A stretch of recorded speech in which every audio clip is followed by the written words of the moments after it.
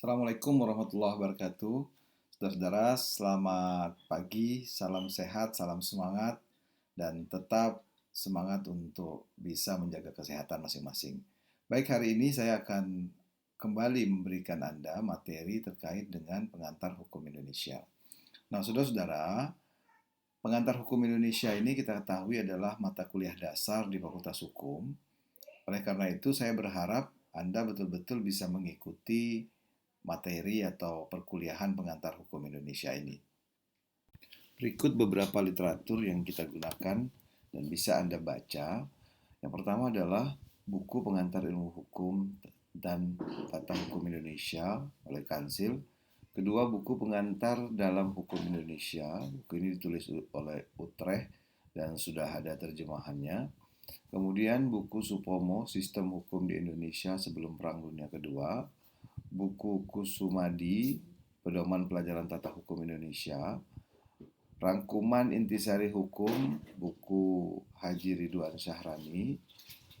Kemudian buku Pengantar Tata Hukum Indonesia, Abdul Wahid Sarayan. Buku Pedoman Pelajaran Tata Hukum Indonesia, Prof. Kusumadi Pudjo Suwojo. Kemudian buku Pengantar Tata Hukum Indonesia, Pak Sudarsono. Buku Pengantar Ilmu Hukum dan Tata Hukum Kansil, Pengantar dalam Hukum Indonesia, Muhammad Saleh Jidang. Saudara-saudara, pada dasarnya banyak lagi buku-buku yang bicara soal pengantar hukum Indonesia atau pengantar tata hukum Indonesia.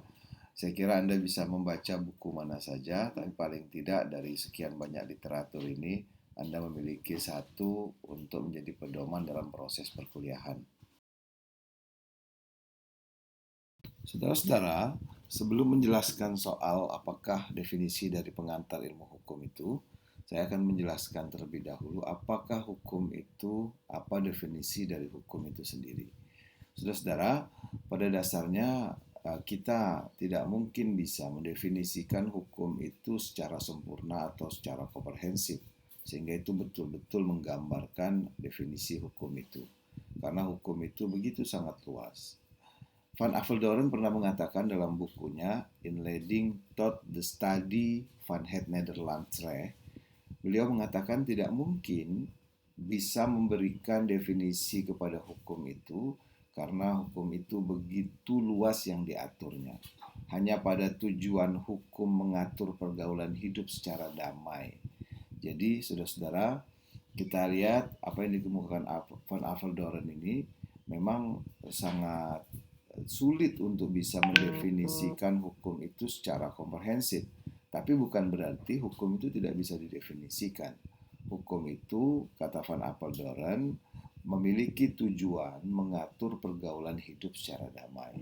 Nah, saudara-saudara, memang kalau kita lihat di banyak pendapat para pakar, salah satunya Ridwan Halim misalnya, dalam bukunya Pengantar Tata Hukum Indonesia dalam Tanya Jawab, di sana beliau mengatakan bahwa hukum itu merupakan peraturan-peraturan baik yang tertulis maupun yang tidak tertulis yang pada dasarnya berlaku dan diakui orang sebagai peraturan yang harus ditaati dalam kehidupan bermasyarakat. Jadi saudara-saudara, walaupun Van Aveldoorn mengatakan tidak mungkin memberikan definisi kepada hukum itu karena begitu luas yang diaturnya, bukan berarti tidak bisa diberikan definisi. Salah satu definisi yang saya kira cukup komprehensif menggambarkan hukum itu adalah apa yang dikemukakan oleh Ridwan Halim. Hukum itu peraturan-peraturan. Jadi hukum itu pada saat kita bicara hukum berarti kita bicara aturan. Nah, saudara-saudara, memang peraturan di sini bukan hanya peraturan tertulis, tapi juga peraturan yang tidak tertulis, peraturan yang hidup di dalam masyarakat. Dan peraturan-peraturan tersebut pada dasarnya berlaku dan diakui orang sebagai peraturan yang harus ditaati dalam hidup masyarakat. Karena saudara-saudara banyak juga aturan-aturan yang sebenarnya tidak mengikat masyarakat. Misalnya di dalam satu keluarga ada orang tua yang membuat aturan bahwa setiap anaknya tidak boleh pulang lebih dari jam 10 malam misalnya. Itu juga aturan, tapi aturan di lingkungan keluarga yang hanya mengikat oleh keluarga tersebut, dan itu tidak mengikat dan tidak menjadi bagian yang harus ditaati dalam kehidupan bermasyarakat. Jadi memang pada saat kita bicara hukum, saudara-saudara, cakupannya begitu sangat luas, dan kata Van Aveldoren itu tidak mungkin memberikan definisi kepada hukum sehingga bisa secara komprehensif sekali, karena begitu luas dan hukum itu begitu banyak pengaturannya. Kalau mau jujur, saudara-saudara, kita saja sebenarnya dari pertama kali manusia itu dilahirkan, dia sudah terikat oleh hukum. Sampai kemudian meninggal dunia sekalipun juga ada aturan hukum yang mengatur. Orang yang baru lahir biasanya yang dipikirkan orang tuanya adalah bagaimana membuat akta kelahiran. Artinya sudah mulai dia terikat oleh hukum, karena kalau nggak punya akta kelahiran akan sulit untuk bisa sekolah ke depannya dan seterusnya. Bahkan meninggal dunia pun apa? Untuk bisa adanya waris maka harus ada akte kematian. Jadi hukum ini memang luar biasa mengatur kehidupan manusia, mulai dari manusia lahir sampai pada tadi meninggal dunia. Sehingga saudara-saudara, rasa-rasanya tidak mungkin dan sangat sulit kalau hukum kemudian tidak ada di dalam kehidupan manusia. Saya tidak membayangkan bagaimana jadinya satu masyarakat kalau kemudian tidak ada hukum di sana. Mungkin kita pernah mendengar istilah hukum dan masyarakat, atau hukum dan manusia itu adalah dua hal yang tidak bisa dipisahkan. Ada istilah yang cukup terkenal yang sering kita dengar, ubi societas, ibu ius, yang artinya di mana ada masyarakat, di situ ada hukum. Nah, saudara-saudara, hal ini menggambarkan bahwa setiap pembentukan satu bangunan struktur sosial yang namanya masyarakat, maka selalu dibutuhkan aturan hukum yang kemudian menjadi salah satu aturan, salah satu parameter yang akan menciptakan ketertiban di dalam masyarakat. Karena kalau tidak ada hukum, tidak ada rambu, tidak ada batasan, tidak ada aturan, tidak ada guiding, maka akan bisa terjadi kekacauan antara hubungan manusia yang satu dengan manusia yang lain. Nah, saudara-saudara, banyak lagi sebenarnya pendapat para pakar menyangkut apa definisi dari hukum itu. Nanti akan bisa Anda baca kembali dari beberapa literatur. Tapi intinya adalah pada saat kita bicara hukum, selalu yang terbayang adalah aturan-aturan baik yang tidak tertulis maupun yang tertulis yang mengikat seluruh masyarakat.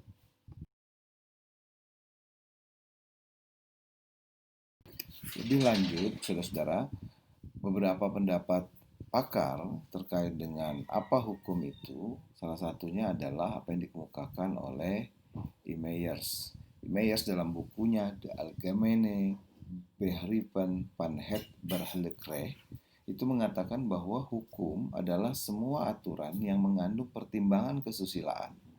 Jadi Meyers lebih menekankan bahwa hukum itu adalah pertimbangan, ada bagian atau ada unsur atau mengandung pertimbangan kesusilaan yang ditujukan pada tingkah laku, tentu saja tingkah laku manusia dalam kehidupan bermasyarakat, dan yang menjadi pedoman bagi penguasa negara dalam melakukan tugasnya.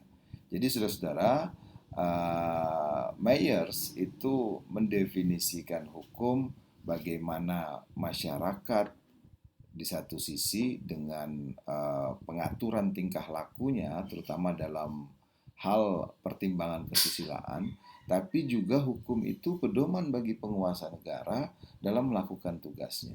Jadi Meyers mendefinisikan hukum itu ada keseimbangan antara tingkah laku manusia yang memang harus patuh karena ada pertimbangan kesusilaan di sana, dan di sisi lain adalah aturan yang memang menjadi pedoman bagi penguasa dalam melakukan tugasnya.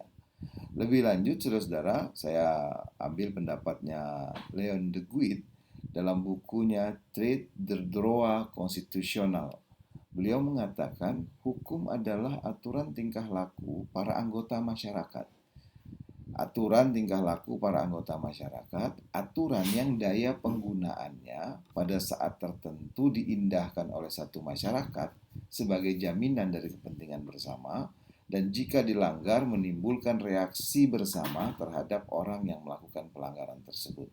Jadi saudara-saudara, menurut Leon de Guit, hukum itu aturan tingkah laku anggota masyarakat yang kalau ada pelanggaran terhadapnya maka reaksi itu pun akan muncul, akan menimbulkan reaksi secara bersama terhadap orang yang melakukan pelanggaran tersebut. Nah, terakhir saya ambil pendapatnya Utrecht dalam bukunya Pengantar dalam Tata Hukum Indonesia. Utrecht mengatakan hukum adalah himpunan petunjuk hidup yang mengatur tata tertib dalam masyarakat dan seharusnya ditaati oleh anggota yang bersangkutan, oleh karena pelanggarannya terhadap petunjuk hidup itu dapat menimbulkan tindakan dari pemerintah masyarakat tersebut. Jadi saudara-saudara, Utrecht menggambarkan bahwa hukum itu sebenarnya adalah himpunan petunjuk hidup yang mengatur apa? Mengatur tata tertib dalam masyarakat. Dan memang itu harus ditaati. Kalau tidak ditaati maka akan ada tindakan dari pemerintah atau masyarakat. Dan tindakan itu bisa saja berupa sanksi, bisa saja berupa hukuman terhadap orang yang melanggar dari apa yang menjadi aturan dalam tata tertib kehidupan bermasyarakat. Nah, saudara-saudara, intinya sebenarnya pada saat kita mencoba mendefinisikan tentang hukum itu, banyak sekali definisi-definisi tentang hukum tersebut.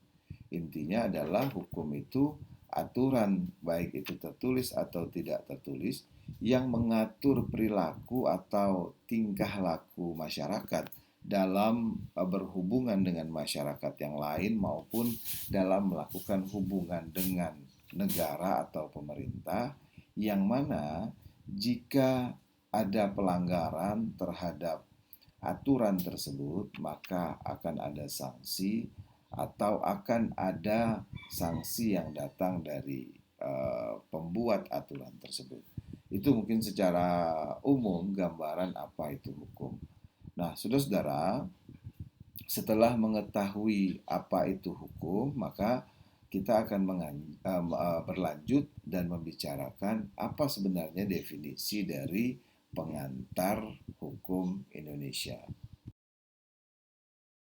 Saudara-saudara, sebelum memberikan penjelasan tentang apa itu pengantar hukum Indonesia, ada beberapa hal prinsip yang harus Anda ketahui terlebih dahulu. Yang pertama adalah bahwa pada dasarnya ada beberapa istilah yang digunakan. Ada yang menggunakan istilah pengantar hukum, ada yang menggunakan istilah tata hukum. Nah, saudara-saudara, kalau kita bicara pengantar hukum Indonesia, kan itu ada 3 kata tuh, pengantar hukum Indonesia.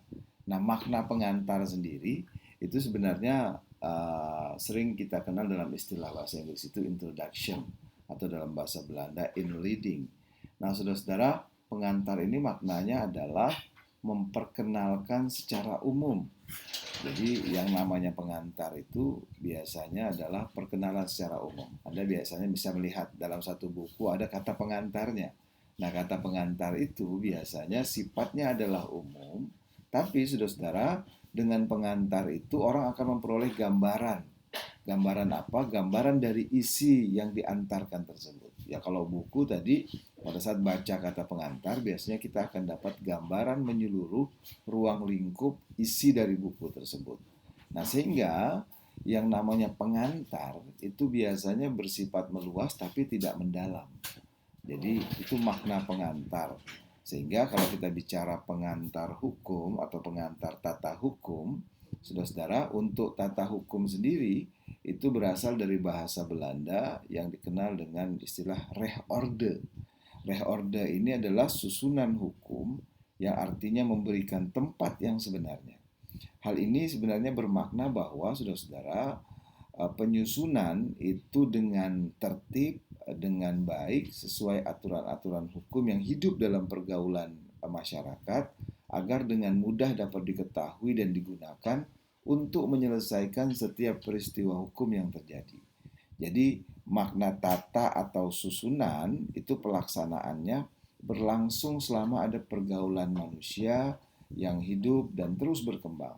Oleh karena itu, saudara-saudara, dalam tata hukum itu ada aturan hukum yang berlaku pada saat tertentu di tempat tertentu.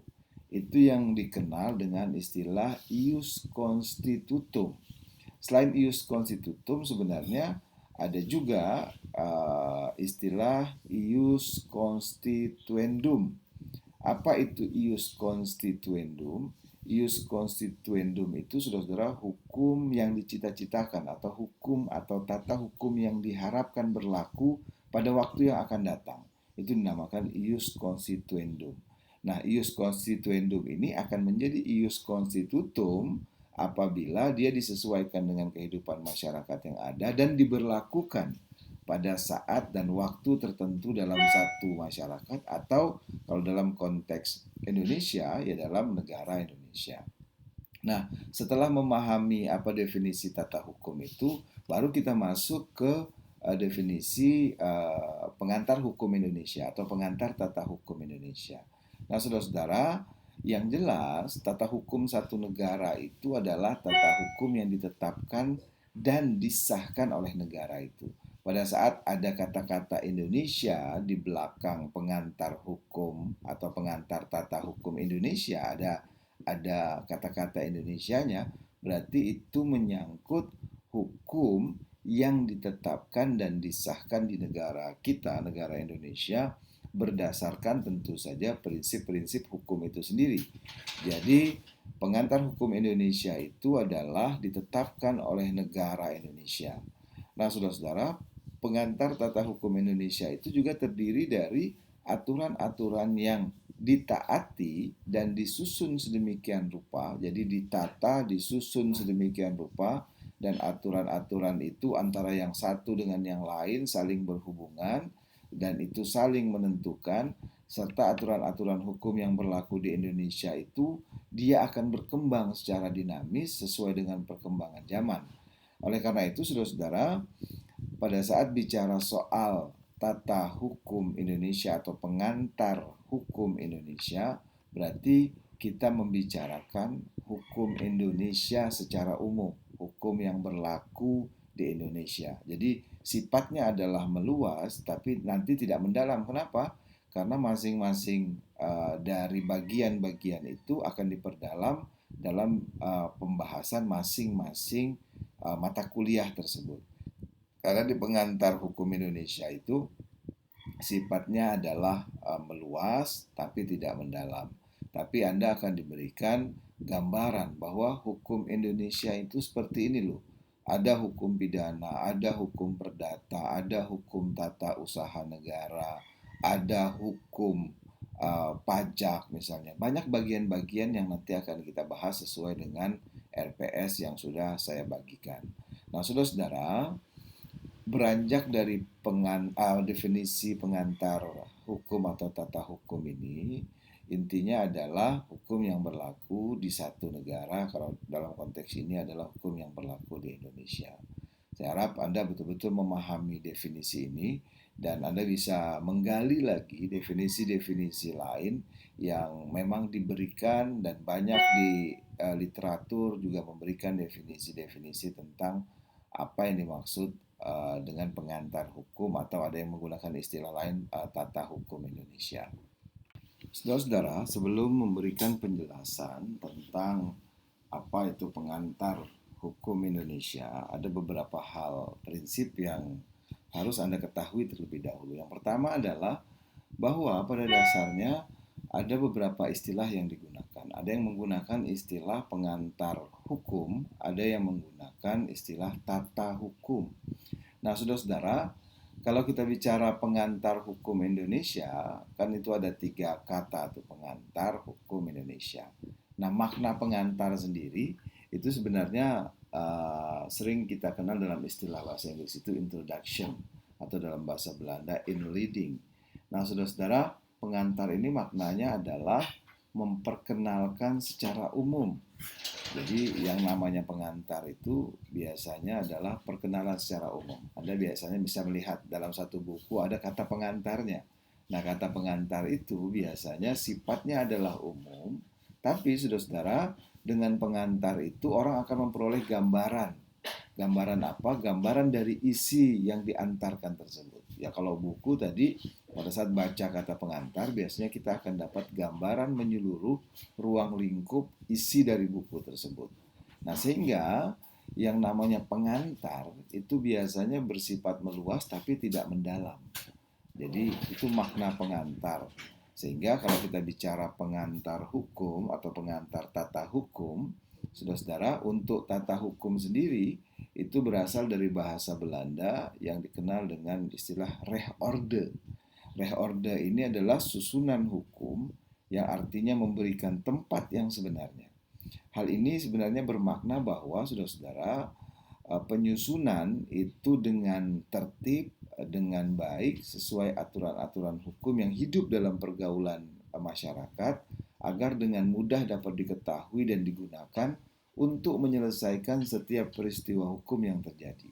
Jadi makna tata atau susunan itu pelaksanaannya berlangsung selama ada pergaulan manusia yang hidup dan terus berkembang.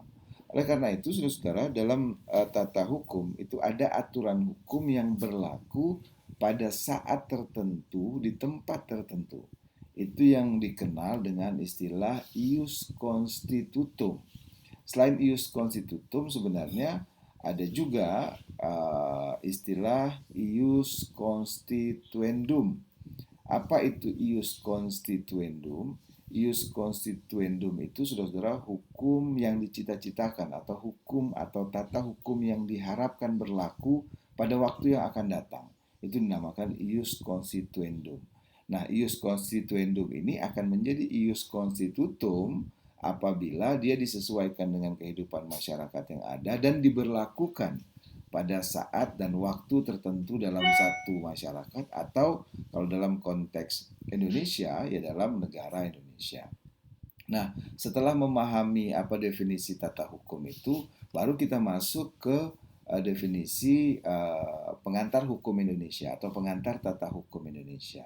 Nah, saudara-saudara, yang jelas tata hukum satu negara itu adalah tata hukum yang ditetapkan dan disahkan oleh negara itu.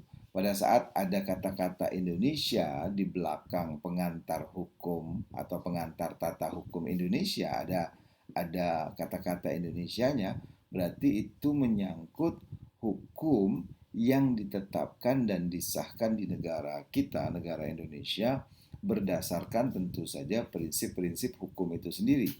Jadi, pengantar hukum Indonesia itu adalah ditetapkan oleh negara Indonesia.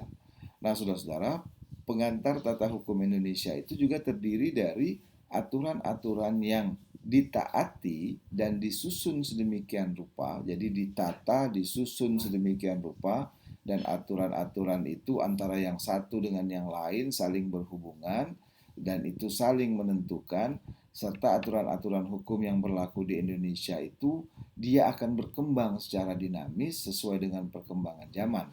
Oleh karena itu, saudara-saudara, pada saat bicara soal tata hukum Indonesia atau pengantar hukum Indonesia, berarti kita membicarakan hukum Indonesia secara umum, hukum yang berlaku di Indonesia. Jadi sifatnya adalah meluas, tapi nanti tidak mendalam. Kenapa? Karena masing-masing dari bagian-bagian itu akan diperdalam dalam pembahasan masing-masing mata kuliah tersebut. Karena di pengantar hukum Indonesia itu sifatnya adalah meluas tapi tidak mendalam. Tapi Anda akan diberikan gambaran bahwa hukum Indonesia itu seperti ini loh. Ada hukum pidana, ada hukum perdata, ada hukum tata usaha negara, ada hukum pajak misalnya. Banyak bagian-bagian yang nanti akan kita bahas sesuai dengan RPS yang sudah saya bagikan. Nah, saudara-saudara, beranjak dari definisi pengantar hukum atau tata hukum ini, intinya adalah hukum yang berlaku di satu negara. Kalau dalam konteks ini adalah hukum yang berlaku di Indonesia. Saya harap Anda betul-betul memahami definisi ini Dan Anda bisa menggali lagi definisi-definisi lain yang memang diberikan dan banyak di literatur juga memberikan definisi-definisi tentang apa yang dimaksud dengan pengantar hukum atau ada yang menggunakan istilah lain tata hukum Indonesia.